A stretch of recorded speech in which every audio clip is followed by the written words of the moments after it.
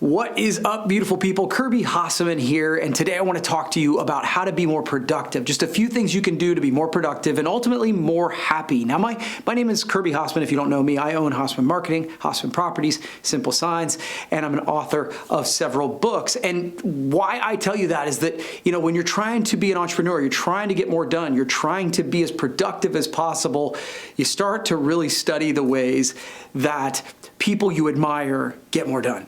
The people you admire, how they're productive and ultimately, hopefully, somewhat happy. And so I've come across 5 different things that I want to give you today that if you do them on a consistent basis, you'll be more productive ultimately, and I believe you'll be more happy because your brain is going to function at a higher level. So we're going to dive into the 5 things you can do to be more productive today and ultimately more happy. So the number one thing you can do to be more productive is to get more sleep. And the more I talk about this, the more I think it sounds counterintuitive, but it's really not. Because the reason that it helps you be more productive is that your brain starts to operate at much more optimal efficiency. So many of the people in our culture today, this hustle and grind thing, I'm big about hard work. I think it's the one thing you can control. But pulling overnighters and depriving yourself of sleep really goes against what you want to accomplish. It doesn't make you more productive. It's one of the reasons I'm always like, oh, that finals week in college, some of the smartest people, smartest kids in our culture really look silly because they're depriving themselves of the proper rest in order to get their brains to function at the optimal way. And so there's a great book called The Brain Rules by Dr. John Medina, and he talks about this, that most people in our culture really need between 7 and 9 hours sleep.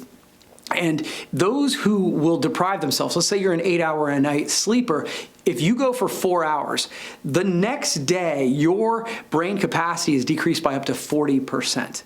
If you do it a second day, then your brain capacity is decreased by another 40%. So if you're talking about getting more done, of course you need to, make quick decisions. You want to be decisive. You want to deal with stressful situations. You want to think creatively. And you can do none of those things if you're, operating at a deficiency when it comes to your brain. So the number one thing that you can do if you want to get more done and be more productive and be happier is to get more sleep.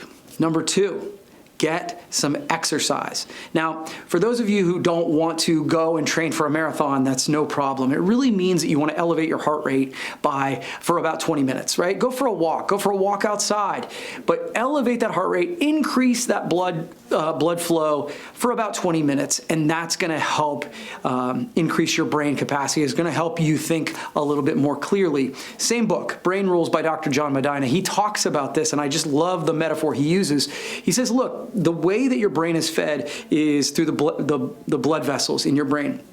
And just like if you compare those to highways, just like other highways or roadways, there's potholes. There's some things that interrupt the blood flow into your brain. And when you exercise, 2 things happen. Number 1, it paves those roads. So the delivery of the blood into your brain is smoother. It goes faster, and that's better. And then the cool thing is it paves new roads. It creates new blood vessels. And so in very real way, exercise makes you smarter. So if you want to get more done, if you want to be more productive, you want to be happier, 2 things you can do right off the top is to get more sleep and get more exercise. And yes, I know those take time, but it allows you to be more effective in the time that you have. Number 3, be more intentional. That means goal setting. You can't really understand if you're going where you want to go if you haven't set that direction. You haven't punched it in the GPS of your life, right? I think many people are operating as small role players in other people's movies because they haven't been intentional about creating the life that they want to create. If you want to create the life you want to create, you've got to sit down and be intentional. They say that only 3% of our culture has goals and have them written down. But similar studies will tell you that you're 80% more likely to achieve goals if you have them and are written down, right? And so I think that one of the things that's holding us back is that we think we're doing it wrong. And so one of the things I want to tell you today is if you are setting goals, you're doing it right? Goals are deeply personal. So they need to be something that excites you. They need to be something that gets you fired up. And, if smart goals are fine, but if the goal that you have set affects your behavior in a way that you want, then I think it's a good goal.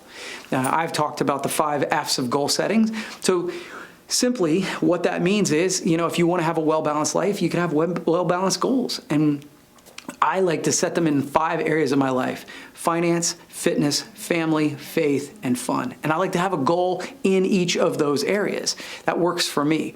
But one of the things I would say to you is, if you want to be more productive and you want to be happier, just be intentional. Set those goals for yourself. And right now is a perfect time to be setting them for the new year. The 4th thing I want you to do is to be more mindful. And this means, whether you call that meditation, mindfulness, just thinking your own thoughts and being alone with them and giving yourself the space to really think your own thoughts is a powerful thing that you can do to set your brain free just a little bit. And this is something I really struggle with. I'm a person who is pretty frenetic, and I like to be on the go.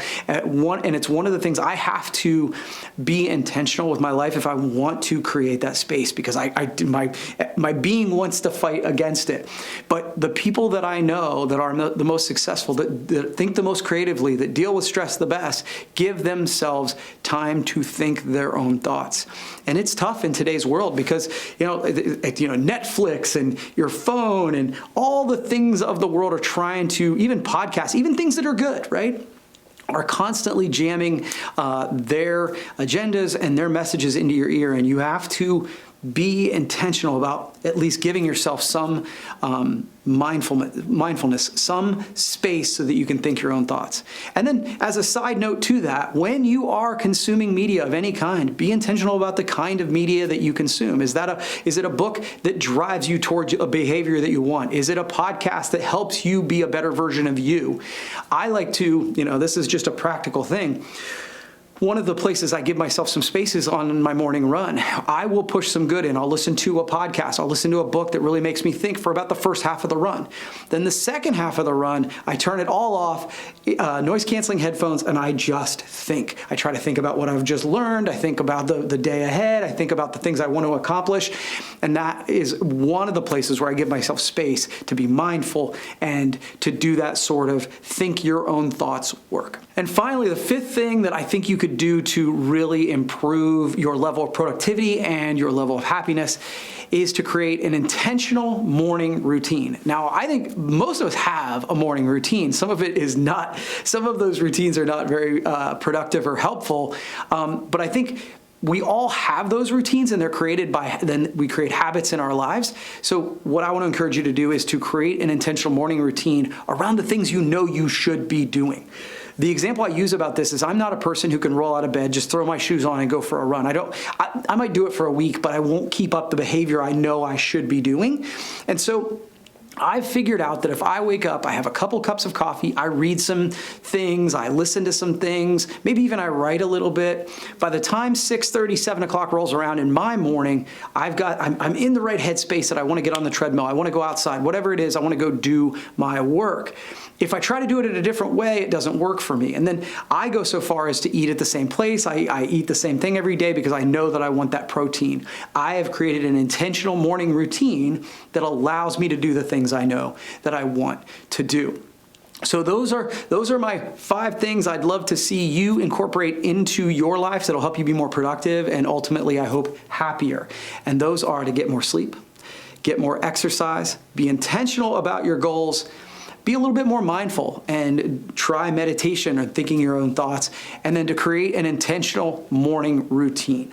And I hope that these help you and provide you value. If they do, please feel free to subscribe to the channel that you're listening or watching this on, and please feel free to share it with anyone that you think could really get some value out of it. That's one of the ways that this spreads. So thank you so much for watching. We'll see you next time.